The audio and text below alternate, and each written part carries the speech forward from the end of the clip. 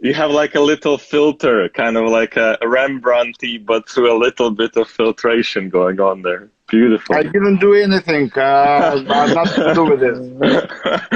Great. Anton, first of all, thank you for joining us and thank you for speaking English with us. This is really strange for both of us, I think, because we I don't usually, remember. yeah, we never spoke in English, I think, but we've known each other for a bit.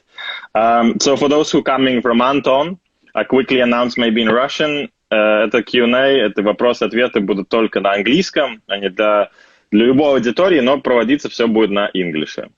Anton, I wanted to start, first of all, I dug up the 2012 Sight and Sound BFI poll, where critics from around the globe were selected and had to vote on best films. And Sight and Sound does it, from what I understand, once every 10 years, every decade. They put together critics and they vote. I just thought I'll read the list to people so they can sort of grasp your style. So you chose Eraserhead by Lynch, Idiots by Lars von Trier, Tarkovsky's Mirror, German's My Friend Ivan Lapshin, Dreyer's Orde, Phantom of Liberty by Buñuel, Psycho by Hitchcock, Seventh Seal by Bergman, and Siegfried by Lang. But there's tenth line in there, which I wanted to ask you.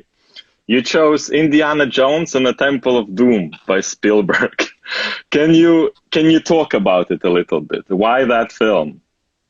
Well, actually, I think it's totally absurd to choose 10 best films. It's doesn't make any sense. If it's 100 or 200, it's okay for me. If it's 50 films, I can imagine that. Mm-hmm. Actually, I did once in Radio Mayak, where I worked for 10 years, Mm-hmm. programs every week, 100 films you have to see before you die. You know, Mm-hmm. and my rule was one film by one director. And Mm-hmm. even in Mm-hmm. this case, it was really difficult even to choose all directors I wanted to choose. So Mm-hmm. 10 films, it means nothing. And when it's impossible to make a choice, you just choose directors who are important Mm-hmm. for you, Mm-hmm. and you don't give a damn about choosing really a best film, a film you believe is best. You just choosing something that impressed you most, Mm-hmm. which was important for you personally for any reason, because well, I'm not comparing myself to writer or painter, but many times I've heard from some writers, some personal, some really well-known artists, Mm-hmm. then they doing basically something important for them, and Mm-hmm. after this, they surprised that it can be important for someone else as well. You know. Mm-hmm. So, but anyway, it happens. And for critic, it's a little bit the same when you're telling someone that this film is brilliant film. You're not trying to say that objectively it is a masterpiece for everyone. It doesn't So exist. you think it's You just subjectivity, that critic is subjective totally, always? totally. So maybe not all our listeners and all our audience knows this, but I was raised in 80s and 90s in Soviet Union in Moscow. It means for me, after the fall of Soviet Union in the year 91 and Mm-hmm. some few years after this, the whole story of film of all times were discovered at the same time, Mm-hmm. Mm-hmm. and Mm-hmm. Because it you couldn't never, watch it before, basically, behind the Iron yeah, Curtain. it wasn't released in cinemas. So now in pirate videotapes, VHS, you could see everything, and you could discover in one day for you what is it Stanley Kubrick, what is it David Lynch, what is it Steven Spielberg, what is it Federico Fellini, for instance. Mm-hmm. Mm-hmm. And it can be all in the same moment. Mm-hmm. So there were few films which impressed me the most at these times, And basically, Indiana Jones and Steven Spielberg started for me with Temple of Doom. Mm-hmm. And I think with this film, I was like maybe 16 or something like this, 17, 15. I understood for the first time that cinema is a movement. That cinema is a permanent movement towards something. Mm-hmm. You're running to get something or to run away from something or from someone. Never mind. And actually, the story, the characters, not important as the movement is. Mm-hmm. So for me, this film is a perfect confirmation of this idea. Of sort of the perfect escapism to some extent. Also, but when I watched for the first time, I think it was the same years, Star Wars, as a total escape. Mm-hmm. I was stunned by artificiality of all of this. Mm-hmm. It was like a children's game, nice and easy and really for small kids. Yeah. I love. But that's what some actors believed. Yeah, I spoke to Mark Hamill, and he said we thought we're filming a Christmas sort of a film for kind of teenagers. Maybe no one ever thought this is going to be Star Wars. Star Wars. Absolutely, I have nothing against it, and I love Star Wars. And the intellectual film magazine which I run, Искусство Кино, Film Art, is going to issue a new edition, new number next week maybe. Mm-hmm. Where around 60 or 70 pages are about Star Wars. So I'm very serious about Star Wars. But mm-hmm. Indiana Jones was more important for me because it is connected with history. It mm-hmm. is connected with the idea and concept of science. Science as something which can save us. Idea of miracles of everyday life that you know, the Grail or some magic stones, they're real. And the real scientist is able to find it, to locate it, and to deal with it. So for me, it was quite important. And mm-hmm. afterwards, I watched 2 other films of Indiana Jones. I'm not talking about the latest Kingdom of Crystal Skull film, but first 3 are great, and they impressed me as well. But it started with Temple of Doom. So can I jump in here to ask you a little bit more to widen that sort of criticism point? Do you believe? Because then I looked at the list of the actual 100 selected by overall critics, and I guess they made some sort of system of points. So they produced this list, which always, I think, forever they made them, always is topped by Citizen Kane. And there is not a single Spielberg film. I checked today in the critics list, not a single, not even his like the world famous, I don't know, Jaws or something like, you know, those kind of like the classic Spielberg ones. So do you believe, because you watch insane amount of world cinema. I think you watch like probably 80% of what you watch is sort of world cinema and 20s blockbusters from the feeling. Do you feel its critics have a sort of like a sneer eye? Oh shit, this is like blockbuster and this is like art house. So this is always better than blockbuster. I'm afraid this is the idea. The old cinema is always more important for critics than the new cinema. And art film are always more important than...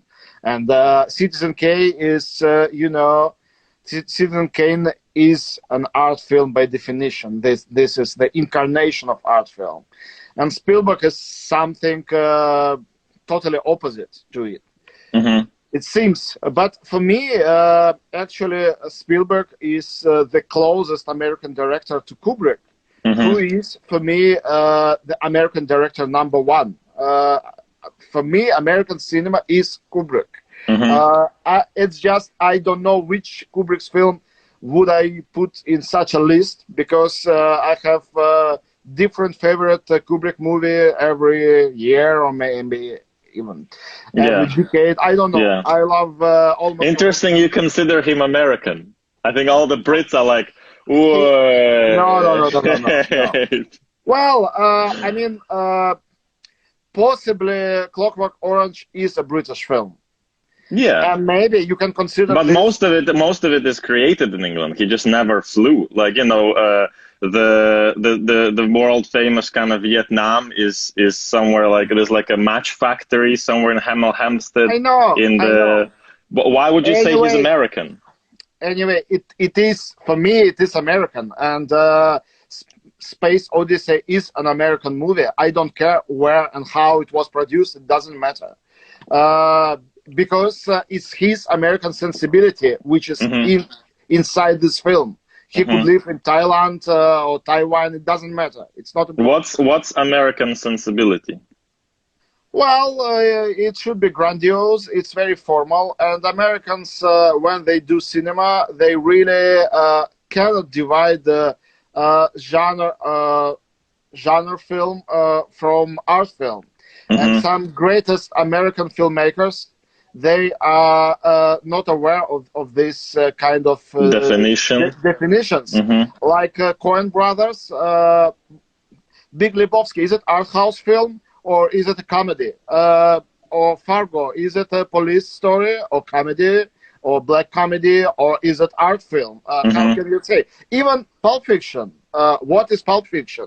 Is it art film or is it a criminal comedy of a sort? Or David Lynch, is it some naive Bonnie and Clyde road movie, Wild at Heart, or maybe Blue Velvet? Is it a crime story, mystery story? Or Twin Peaks? It's an ideal example of something created for big audience and totally art house at the same time. And you feel Americans do it better? This sort of blend. No, it's different. Americans do it the best, and some Asian cinematographers, some Asian filmmakers, directors, they're able to do the same. Because Asian. Yeah, absolutely. Miyazaki work, what is it? Or Kurosawa work, what is it? Or Takeshi Kitano, is it for big audience or is it art house? Spirited Away, it's a festival winner and Oscar winner, and the most popular Japanese film ever. Parasite, it's an Oscar winner, and it's a Palme d'Or winner, and it's a totally understandable black comedy made for big audience and the most popular Korean film ever. And it's, or John Ford, or take Houston, or Spielberg, again, going back to Spielberg, it's a big auteur, and in the same time, E.T. or Close Contacts or Empire of the Sun. It's deeply personal films. I saw once a list of the most Jewish films, and E.T. was on top of it, and I agree. At the same time, it's a blockbuster. Is it sort of escaping as an alien, running away from it's alien. He's lonely. He's escaping from. It makes sense. It's good. That's a good point. At some time in Russia, they were also able to make this blend of art blockbusters. Like all films of Eisenstein are like this. So big, grandiose, absolutely. Massive scenes. And very avant-garde in the same time. And even early Tarkovsky is like this. But with Mirror, he's ending this period and he's becoming a European filmmaker. In Europe, it's very divided. It's very different, Do you think, in terms of, I want to show the guys I can do this, I think. Let me check technically. Yeah, I don't know if you can read. It should be relatively sharp. I translated quickly. I ran out of time. This is, I think, 28 films out of 30 you chose of the best of the decade. This list came out on 1st of January to 2020 in a Medusa piece you work in. I wanted, just so while people can maybe see what you consider a good film, I have two questions. Can you talk me through, the first question, can you talk me through the process of writing a critical piece on film? So you watch a film, then what? How does it work? Do you think of the piece as watching it or afterwards? Well, you can't help but you think about the film when you're watching it. But I think it's something banal to say, but what you want from piece of art, any piece Mm-hmm. of art, and Mm-hmm. film as well. You want two kind of responses. You want emotional response and you want intellectual response inside you. I mean, so ideally, in a good film, you get both, right? Mm-hmm. Mm-hmm. Uh, Sometimes you get on only intellectual answer. So it's interesting to watch, but you're not touched personally. Sometimes it can be a very simple film and you're really touched, but it's primitive. You can even cry watching it, but nothing. You can have nothing to say about it, about its deepness, because it's not deep. But when two factors are there, it means that it's a great film. Mm-hmm. When you are touched and afterwards you can stop thinking about it. Mm-hmm. So you watch film like every other person watch it. Just maybe you have bigger critical luggage. You Mm-hmm. have in mind millions of other films, but many people are not critics and they're Mm-hmm. watching even more films than me. So it's not necessarily the quality of critic comparing, you know. But it's good to compare to have this context in your mind. Oh, this is film. It's similar to that one, but it's better or worse, or you know. Mm-hmm. And then the work of critics starts when the film finished. So you So you started. don't sort of start thinking as watching, okay, I'm gonna write about this. You sort of disassociate and you just watch the piece. Very rarely I can think about some idea or metaphor I can use, and I write it down in my telephone Mm-hmm. or in my notes somewhere. Mm-hmm. Mm-hmm. But in 90% of cases, I just watch. Mm-hmm. I just Mm-hmm. watch. But there are two types of reviews I write. The first type is what I do daily. It's my reviews on radio, on TV, website Medusa. When I write or I tell you what's film about, who's acting, who is director, is it good or bad? I just need to watch film for this. Mm-hmm. But second kind of review, and it's when I'm writing something solid like a big article for my magazine, Film Art, or even a book. In this case, I need to watch film twice or maybe three times and making notes. I'm making this mechanically, automatically, not thinking about what I'm writing. I'm just writing something. But it should never be the first time. The first time I just watch. I can and should and I want to be just a part of audience when I see the film for the first time. So it's not start of my work. My work is starting afterwards. Mm-hmm. Sometimes with a second screening, sometimes with just thinking and writing. And does Uh, your view change, say first, second, third? You sort of thought of the film first, have a day off, watch it again. Do you often change, or you sort of set whether you liked it or not liked it, or is there anything No, no, critical to say? I'm set. Do I like it or not? And I always write big reviews and seeing film for the second or third time only if I like the film. Ah, And okay. I just if it's for me, it's a bad film. It doesn't deserve the time and work I can invest to it. Well, sometimes, but very rarely, I'm writing big pieces on bad films or films Mm-hmm. which I consider to be bad. But really rarely, believe me, it's really two, three times in my life I did this. You Because, kind of, I would say you're pretty kind reviewer, because I think you hate the whole star system, 1 to 5 and all the numbers and all yeah, of that. yeah. You tend to be more of an analytical reviewer. That's why I enjoy reading you, because sometimes even if the film is shit, you sort of delve into the shitness of it. Why maybe it ended up not so good, or where could it be improved, or I don't know. You're sort of one of the few who doesn't care about the numbers of the criticism, if that makes sense. Well, listen, no one wants to make a bad film. Everyone just shooting good films. Everyone is good. Everyone believe that he or she is doing a good thing. So it's interesting to go deeper into their understanding of what they're doing, why they're doing it this way.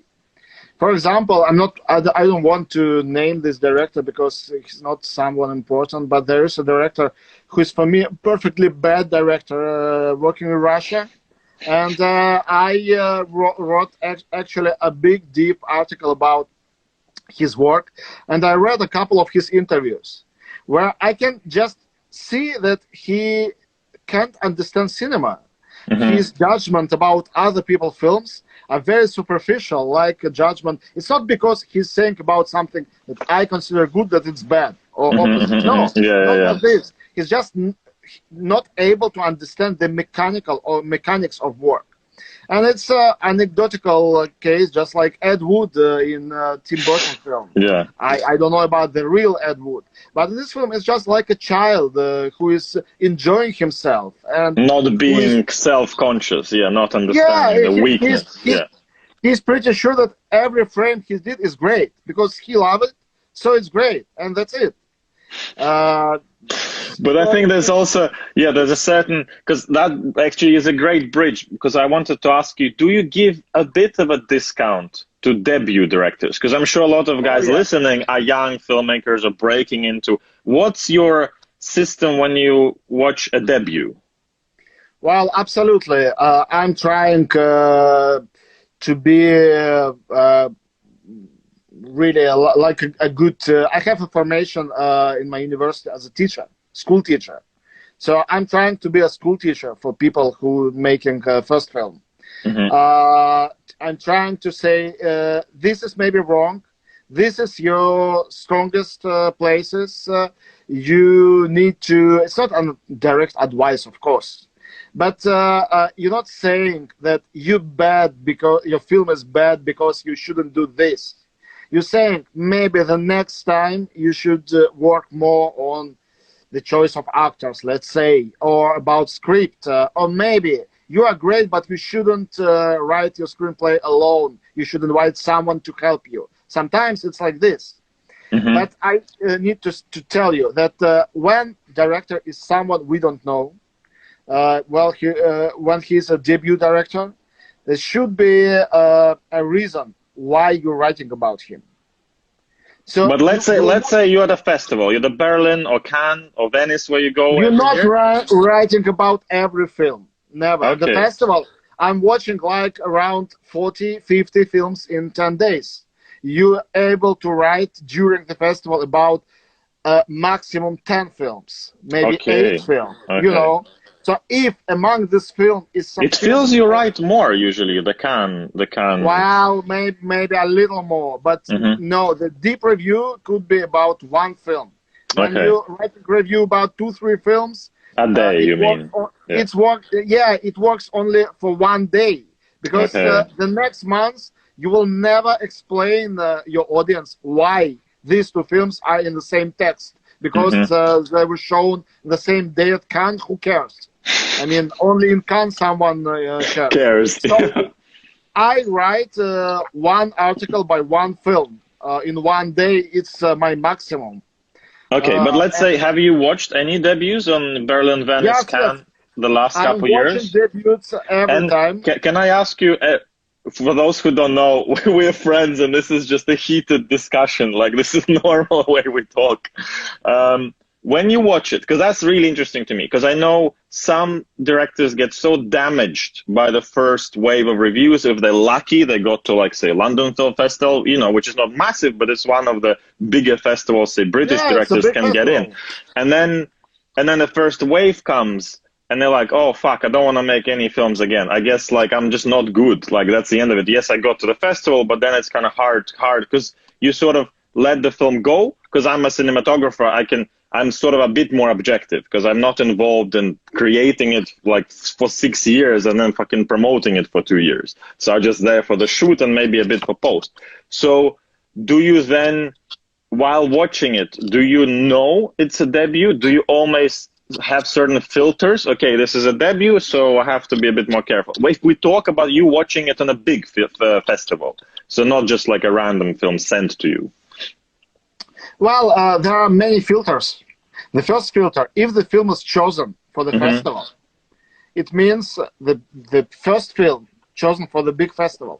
It means that it should be interesting film, at least interesting. Hmm. The second filter, if it's put in some secondary program, you should have the reason to go and see it, because you only have time in the festival to see all competition program. It's minimal 20 films, sometimes Hmm. 22, 23. So from other programs, you need to choose. If you're choosing the debut film, should be a reason. An actor, Hmm. a producer, a theme, a subject, something. So there is already, before you see the film, you have reasons why it's interesting. Why it's Hmm. interesting probably to see it and to write about it. Some of my colleagues, they also work as selectors of some micro festivals, small festivals. So they just go and see everything to choose to their Hmm. festival. But Sometimes, also they don't have to write. yeah, absolutely. Some of them do, but Mm. not all of them. So for me, I have already my reasons, and then I go and see. And if it's a disappointment, sometimes I can even leave the audience before it ends. But Hmm. normally I watch it till the end. I try to watch all films I start to watch it till the end. So if the film is interesting, if it's so interesting that I choose to write about it, I'm already favorable toward this film, you know? So you would just So, not do it just to say, oh, it's a bad film. There's no point. You're just, first of all, harming it, and absolutely. there's no point in spending your time doing it, right? You know, some people blame me for being too kind in my reviews. But it's not because, or not only because I'm a kind person. Maybe I'm not a kind person at all. But it's because I just really, for majority of time, I don't see a reason to go deeper to work on a bad film, to write about bad film. Sometimes the only reason to write about it is because it's dangerous somehow. Hmm. Let's say it's a propaganda film and it's in every cinema, in every theater, and it's really bad. So you need to tell people, don't go see it, it's bullshit, it's not a real cinema. Hmm. Sometimes. But it's a rare case. Normally, people, they're not idiots. They can feel even before the film release, because it's really rare when shitty film have a huge revenues, when he's really successful. Hmm. Sometimes it is like this. But for majority of cases, you know, it means that the film is not really bad. It's just not for you. Just like I don't like films of this Pirate of Caribbeans. Hmm. I love blockbusters, but these blockbusters I don't like, or I don't like Transformers. But I cannot dare to say that it's a bad films because it has its audience, it has its style. You can recognize this style, and this style, this story, these characters, it works.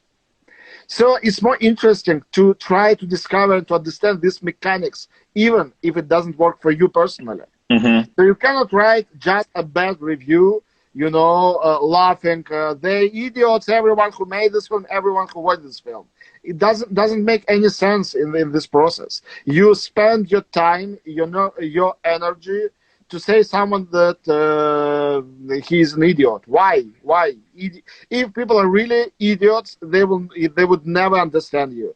If they're not idiots, they will be offended for no reasons. If they are not idiots, That's so good. so Um, that's great. A good shift towards propaganda and films in Russia. I'm not going to ask you about obviously the propaganda films and the government sponsored films. There's too many, and not all of them are propaganda at all. There's great pieces coming supported by the Russian Ministry of Culture, and it's absolutely normal way to make low budget or art house stuff, which, you know, never going to find investors. What I want to ask you, because for those who don't know Anton and those who maybe not Russian, he's like, I would say, minor to medium sized celebrity by now in Moscow because of TV presence on the main TV channel every week. He does like a little segment on the best films to watch this week, a radio presence, a massive presence on Facebook, which is very big in Russia. Who Russians love kind of written text, so Facebook is still massive there. My question is, with that amount of power, and I think you have quite a lot of power in terms of this distribution success of films in Russia. Does it dawn on you? Does it press on you that the way you will review a major release coming up this week, could be American release, is going to impact it quite a lot if you suggest to watch it or not suggest it? Do you ever sort of think about it? Yes, I do, but I don't think any critic, me or any other critic, can be really influential in terms of deciding the fate of the film. Mm-hmm. Because the publicity helps the first weekend, and then second weekend, it's just,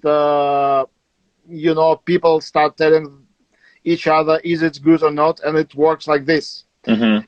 So, mostly my opinions are important when people go out of the cinema and then they read what I think about it. Because mm-hmm. the influence not of my judgment, but of my analysis, it's real. Mm-hmm. Only for people who are interested in analyzing things they see on screen. It's not majority, clearly. So, from the other hand, I sometimes in some medias where I work, I am there only to say, this weekend you should go and see this film or these two films. So for me, this is easy. I'm just choosing film I liked. If it's something objectively great, some kind of Avatar, it's just not. It's not me. I'm stating something obvious that it's mm-hmm. a great film. You shouldn't mm-hmm. miss it. It's obvious for me, but for some people, they don't know about it. Or if it's some kind of film which is not so big, like I did with Parasite, because Korean film before Oscar, no one cared about it, and I try to say to everyone, go and see it. It's interesting. And many people went to see it because of my judgment. So I'm helping films which I consider good. And yeah, I watched, you gave it 4 out of 4 stars in Cannes Screen International panel you are part of. So yeah, you kind of jumped on it quite early, straight after the premiere, basically. This is the second case in my critical career where I'm really proud for director. He don't know about me. It's just my internal feeling. I know for years someone, and I know that this someone deserves to be very successful. Yeah, because even in this list I shared, I checked this morning, there was a Snowplower, I think it's called in English. Yeah, Snowpiercer. Snowpiercer, yeah. Yeah, same director. So I kind of noticed you were probably his sort of a fan for a bit before he became a superstar on Instagram. Yes, absolutely. It was with Guillermo del Toro. Mm-hmm. When I watched, it was, I think, Devil's Backbone, the title of the film. It's a film produced by Almodovar brothers. It was the reason I watched it. Then I watched Hellboy. It was some strange director, Guillermo del Toro, who he is. I had no idea very early.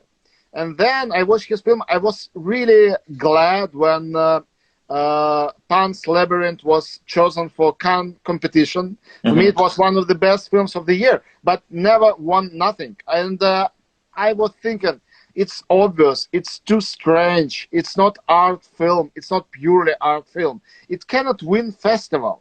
And he, poor guy, he's in between art films and, the blockbusters. Yeah, the blockbusters, yeah. He's too weird for blockbusters. Do you think he's not comfortable there? It feels like he's comfortable there. Like with The Shape of Water, I think it's like a good we'll see balance. With the next film. We'll see with the next film. But because I love him for years, like when he's not getting money to make third Hellboy, or money to make the Mouth of Madness by Lovecraft, the screenplay is ready for 10 years, something like this. Mm-hmm. I was thinking of the poor guy. He's so talented, and so few critics are able to see it. And when I saw Shape of Water before Venice Film Festival, which he won, and afterwards Oscar, so it started for me before. I had an interview with him. So distributors show me the film before the festival. So no judgment of other people I could read before this. Just I saw the film. His previous film, The Crimson Peak, for example, wasn't successful, was destroyed by critics. And I loved it. So for Shape of Water, I was quite nervous. And I thought maybe this time it will work. And when it worked, when he got his prize, for the first time in his life, big festival prize, he wasn't considered valuable enough to be on the festival. You know, Crimson Peak wasn't selected on any festival, for example, or Hellboy films, never. Or Pacific Rim. It's a trash movie. It's not good enough to be a blockbuster, and it's not arty enough to be on festivals. So for Shape of Water, finally it worked.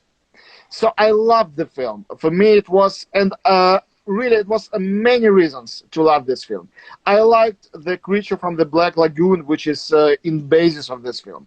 I liked this actress who I discovered in Mike Leigh film. It was her debut many years before in Berlinale. And I was saying to everyone, she's a big, real star, but no one thought the same. So for me, it was like a personal gift, this Golden Lion to Guillermo del Toro.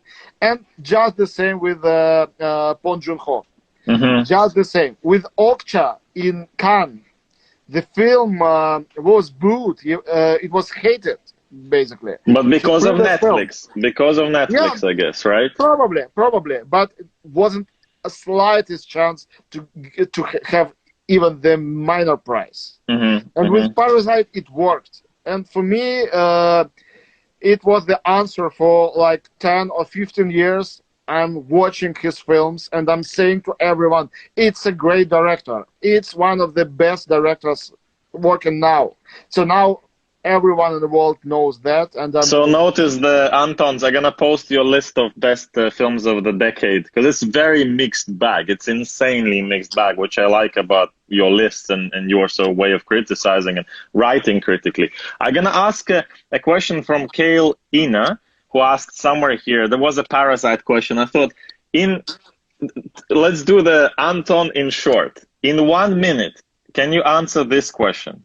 Can you help me understand why totally misleading movie Parasites, showing hardworking people as parasites, got so awarded? I think you just get it wrong. It's not all people in this film are not bad people, and in the same time, all of them are parasites. You know, you just grew up probably somewhere not in Soviet Russia like me, but for me in my childhood, parasite, it was a word for capitalists. Capitalists are the parasites. So for me, obviously, parasites are the rich family. For many people who grew up in a capitalist country, parasites instantly is the poor family. And one my colleague, very talented colleague, he wrote a nice thing about the film. When you start watching it, parasites are the poor family. Then parasite is a rich family who is using poor family, who is lying, but lying to survive. And in the end, you understand that the main parasite is audience. Audience are the parasite because they put themselves in a position to laugh at other people who different from you, who is upper than you and lower than you, and you trying to be in a good position. But anyway, where you are, it doesn't important. It's about you, this film. So the parasitic nature of cinema, of art, is shown in this film. That's why it's also a film about cinema, like all great films are. Like Citizen Kane, from Citizen Kane to Once Upon a Time in Hollywood. All these films are about cinema, not only about people and what's going on with these people. Parasite as well. Great, thank you. Yeah, I just thought to show the people the master class of your analyzing in 2 minutes. But I wanted to ask you also regards festivals. So your main source of watching new work, which we as a mere mortal, normal audience will watch, say, in a year, usually are festivals. So you go to Berlin, you go to Cannes, you go to Venice, which are kind of, I guess, main ones in Europe. for someone like me, and because of fucking calendar clashes every year, I can't make any of these festivals. For like last 5 years, I'm trying. What's the best festival to start with? What's the advice you would give to young filmmakers? Which one to go for? I think, well, first of all, for young people who's from 18 to 28, I think, the best way is to apply to Cannes a young program. They have special program. You write a letter, and if you win, you get a free accreditation, free badge for 3 days. And in these 3 days, there's a special program in special cinema where you can watch the majority. Yeah, my brother did it. Yeah. That's how he got there. Yeah. So this is a great system because it's favorable. It's especially for you. And you can see it, you can see the festival, and in 3 days, you don't have this intoxication. You can come back at home. If not this program, to go to Cannes for the first time, having not a good badge, it's very important in Cannes, the level of your badge. Maybe too frustrating. So in this case, it's better to start with Venice. Because Venice is very relaxed. The quality of films is comparable to Cannes. While every year when I'm making my list of 10 best films of the year, the 4 or 5 films are from Cannes, 2 or 3 from Venice. And the rest, it's Berlin or no festival films. But majority of art films, they are anyway at the festivals. So Venice is good. Let's say that last year Venice, it was not only Ad Astra, but also the new film, the last film of Polanski, and Joker won prize. Of course, yeah, that's the Roy Anderson film and some other. So they're basically good, but then we had a chat with you recently that there is a change of guard at the top level of some festivals, including Cannes, was it? The new director stepped in? Berlin, sorry. Would you say there's also slight kind of different tastes to each festival? Well, the main problem of Berlin, and it's always will be the problem of Berlin, and that in 2 months is Cannes. So, so they clash a bit. Yeah, directors who wants to be in Cannes, if the film is ready, they apply for Cannes. But for Berlin, they never get, before Berlin, the answer from Cannes. They don't know if they are accepted or not. So you need to risk and to go to Cannes and maybe to stay without any festival, or to go to Berlin. And it's really a complicated choice. Sometimes it's a choice by studio. Studio wants to release film before Cannes, let's say in April. So Berlin, it's a great place and case to show the film. Also in Berlin, they show and sometimes award some 2-3 important films from Sundance, because it will be international premieres of American films. International premiere in Sundance. The great film by Eliza Hittman won a Grand Prix in Berlin recently. The Silver Bear. The film is Never, Rarely, Sometimes, Always. The title of the film. A great film. One of the best in the year for me. So the problem of Berlinale is always Cannes. And Venice is better because that's why the festival is more interesting. Because many producers and directors wants to show their film in Venice, because it's the last huge European festival before Oscar season will start. So it's important. I see. So they sort of time it as a jump a little bit. Yeah. It's also at the same time than Toronto. And normally the lineup of Toronto and Venice very close. But Toronto has no competition, no prizes. So it's a bet if you're gonna win a prize or not win a prize. If you win a prize, it will help, like it helped Joker. But if you go to Toronto, you don't have this risk. But you can go both Toronto and Venice, no problem. So the majority of program is same films. If you're based in America, it's of course more comfortable to go to Toronto. But always there are 5 to 10 films in Venice which are not shown in Toronto, and normally it's a very art house, radical, interesting films. Sometimes Asian, sometimes European, but something you will never see on big screen in America. And tell me, like, for someone who goes for a festival first time, they don't really know how to pace themselves, what's the speed and how to watch it.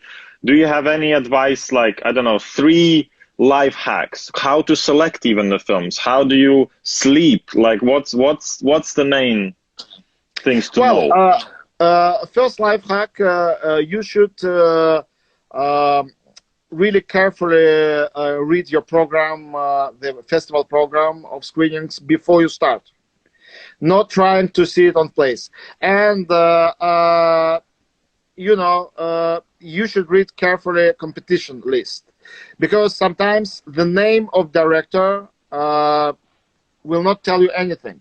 Then you will realize that it's the guy or the girl who directed this and that. So just Google it. Just see which films can be interesting for you. On the website before the festival will be the short synopsis, the names of directors, so you can watch it. What is it?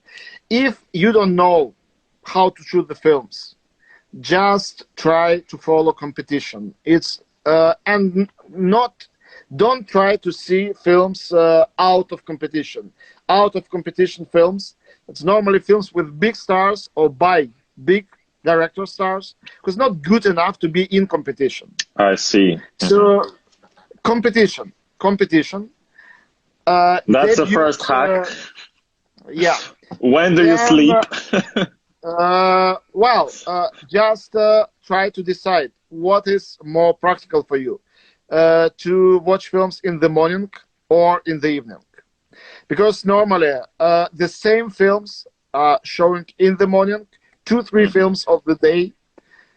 There are screenings from 8 or 9 a.m. till, let's say, 1 or 2. And screenings from 4 or 5 till midnight. The same films. I mean, in the morning, this film are shown for press. In the evening, official screenings. And the next day, in the morning, it's repetition screenings. So that's the easier ones to get to, right? So, of course, it depends. For Joker, it was a big problem to get into repetition films. For some films, it's a problem. But never mind. So just decide what's better for you personally. Because if you're trying to see 3 films in the morning, 3 films in the evening, it can be devastating. So just try to find time to relax, to drink wine. If you're in Venice, to go swim maybe, or to go to San Marco Square to spend an hour there, or maybe even to sleep, because it's good to have these breaks. Because if you will, for the first time going to the festival, if you will watch films from morning till the evening, on the second day you can just fall. It can be a nervous breakdown. Yeah, it's like, of course. You don't need this. True. And third idea, just try to offer yourself some contrasts. If you're interested in major studios and big names, big directors, just find for yourself in a program, let's say 5 films made by someone, or made somewhere, I mean in Africa, let's say. Just like people between sushis, they eat a small piece of ginger, you know?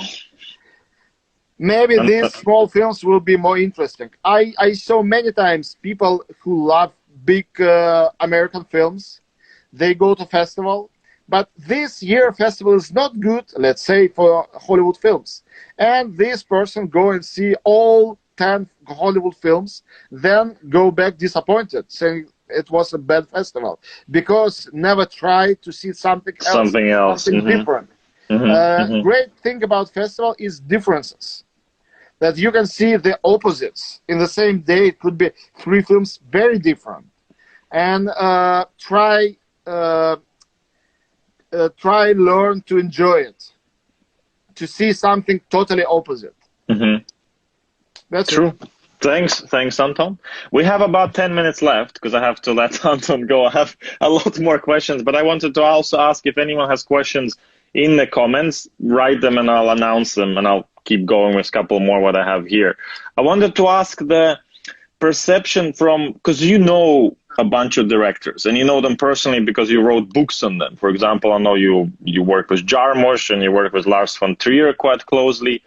Does that affect your view of their films because you have this sort of first link source to them?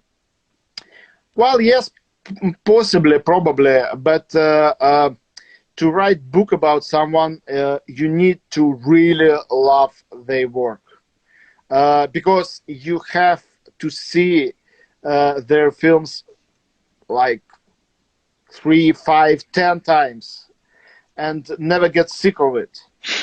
So you need to love it. And when you love something deeply, when you watch next film of this director, it's just like going on the birthday of your childhood friend. He or she can be, ill or fat or whatever, but or in a bad mood, but you will love them anyway. It's not because you're So friends. nothing can disappoint you in Lars von Trier, even the bad mood. No, no. The good example is last Jarmusch film, Hmm. Dead Don't Die. Many people hated the film. I really enjoyed it because I recognized Jarmusch in every frame. It was a big pleasure, like meeting old friend. Really, really, I cannot dislike this kind of film because it's I'm only writing about books about auteur cinema, Hmm. so it's by definition it's a personal expression of what they think about world, about Hmm. human beings, and so on. Uh, for Trier, we think really close. The same thing about construction of the world. So for me, it's just like reading my personal diary that I forgot when I'm watching new Lars von Trier film. Everything I'm thinking in my head when I'm watching von Trier, it's just like, yes, I agree. Yes, I agree again. I agree with this as well. I Hmm. cannot disagree with, but well, I can possibly, but it never happened. So it's not because they're It's personal the friends. pink glasses, Anton, Yeah, of yeah, sort of. love of Trier. No, I'm joking. Of course, I understand what you mean. If you're sort of in sync with someone, and most of it is in sync, like, and little things stop mattering. I think it's totally logical. There's a good question. There's a couple questions. We have like 5 minutes. So quickly, one was from Xenia, who's a producer and actually agent in LA. I know her personally. So she says about criticizing and writing criticism on documentaries. How do you determine if a documentary is good? Because you have some in your list of top 30 films of the Well, decade. listen, I'm not a specialist. First of all, I'm not watching a lot of documentaries. I'm watching maybe 10 documentaries every year. It's not a lot, of course. But great filmmaking have same rules. Uh, I when I'm watching great film, uh, it's not because the actors are great. Sometimes actors are really bad, but the film is great. It's also happened. It doesn't matter. It's like paintings. Sometimes you're watching Rembrandt, and it's important if it looks like a real person, the painting. Sometimes you're going to other museum and you see Basquiat, and it's great, or Picasso, and it's great because it's not looks like a real person. You know, so every film have its own rules. So you need to define rules and then to judge if by its rules film is good or bad. Hmm. Uh, so documentaries, same. You watching it and you feeling something and you think of something. If you're not feeling something, anything, and if there's no thoughts, if just some piece of life that someone wants to show you, it doesn't work for you. So it's bad, at least for you. And it's good if it's interesting. It should be interesting. Can it be that you don't agree with the rules set? It's not your cinema. For example, I don't like Errol Morris. He is a great filmmaker. I never wrote. I didn't know that, Anton. This is over. Bye. Thank you for calling. I can't believe you don't like Errol Morris, one of the greatest documentarians in his rules. In his rules. So just ahead, talking for an hour, just like you right now. That's exactly why we're watching Errol Morris now, basically. Yeah. Now you're gonna tell me you killed someone. No, it's just a reason why I said his name. Yeah. Because he's obviously a great filmmaker. Just his world is not close to what I consider be good in cinema. He's too direct for me, and I want to see in films a bit more layers, something hidden. So even Michael Moore, with his idiosyncratic humor, is closer to what I think. I can disagree with him, but his filmmaking is something that I enjoy, even when I disagree with Michael Moore person, you know. I have a question quickly. It's quite decent from Asulin Gul 11. Do critics have a power of influence on producers' choice to purchase a certain film at a festival? Yes, it happened to me a few times, but only about small films, of course. When I write the really great review, I mean, not the text is great, but I'm saying that the film is great.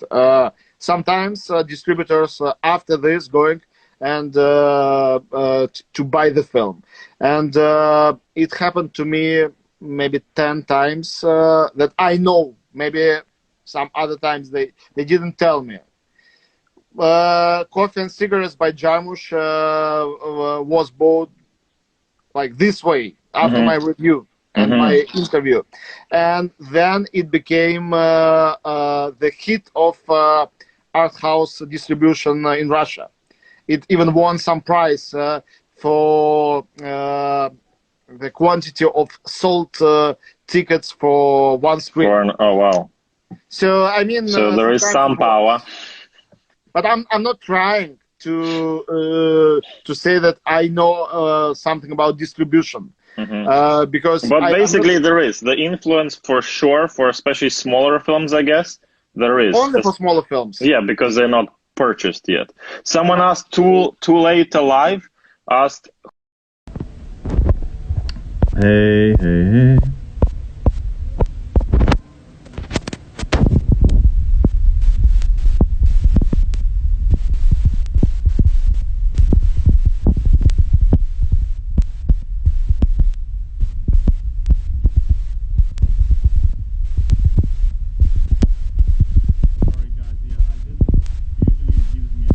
An hour is up, and this time it didn't give me a warning at all. I really apologize for that. So, okay, Anton is back. The way you appear from the darkness is amazing. It's pixels first, and then it's Rembrandt. So if you could answer, someone asked about the greatest American director right now. Well, it's really hard to choose one, but if I need to choose one, it's David Lynch. I believe there are only three people in cinema nowadays who I personally can consider as geniuses. I think it's Lars von Trier, Hayao Miyazaki, and David Lynch. Three persons. So if I should name one person, it's him. But there are many other great directors.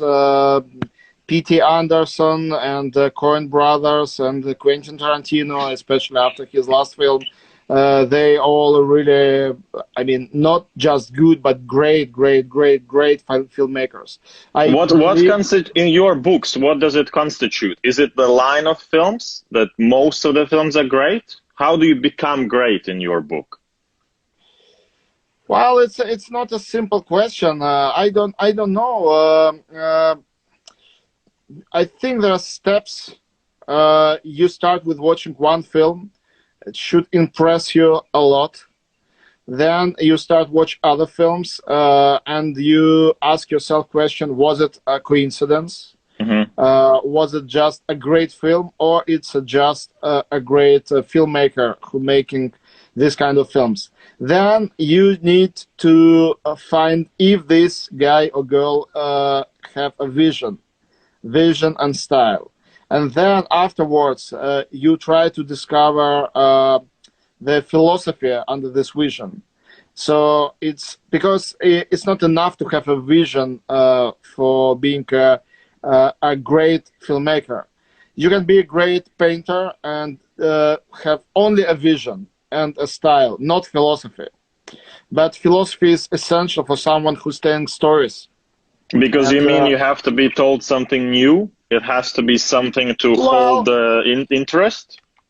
New or not new, you just have to be told something that you don't know. You know, and that's what you call philosophy. Yeah, yes, absolutely. So if you have vision and philosophy, and if it can be influent enough to influence people, it works. It means you're someone, you're really on the top of what you're doing. And the only other test you should pass, it's test of time. If it stays like this for a long time, it means you a great filmmaker. Because when we're watching now Kubrick or Buñuel or Fellini or Bergman, we see that everything, every idea is still here.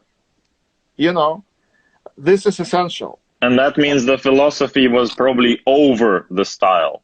Yeah, I think of course. That's what I see these days, a massive shift to style, massive shift of scripts I'm getting or films even I see on some smaller festivals like here or somewhere in Europe where I can catch them, is philosophy is dying art, it seems. Well, I have nothing against style. Style is great. You should have a style to be someone, not to be just a part of some movement or industry. But I believe when you're doing art and when you're doing cinema, you have to have something to tell people.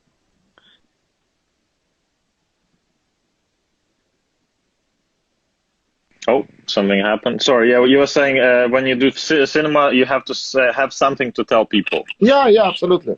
Basically, yes. Makes sense. Anton, tell me honestly, many minutes we have of your time? I have one last question. Yeah, okay. Okay. I have this book in my hands, which you gifted to me when you were in London, which is called How to Watch Cinema. Yeah, it's a great little quick summary of all of your, I think, ideas about how to enjoy the process. Of course. I love the way you described to me, and I want you to repeat it in English. I want to watch a film tonight. What do you suggest? What do you answer to that? You should talk to yourself or to people with who you want to watch the film. And this is a small quest. You should not only fill the questionnaire, but you need to write down the questionnaire for yourself.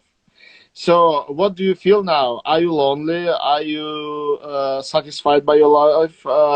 Do you want to go outside? Do you want to stay in home? Are you afraid of something? What do you want, basically? I know that it's a hard question, but it can be fun as well to ask this question and to find an answer. Sometimes the film is the answer. But when you ask yourself this, some questions, sometimes it's one question, sometimes it's like 10 questions, you can like mathematically understand what do you need to see tonight.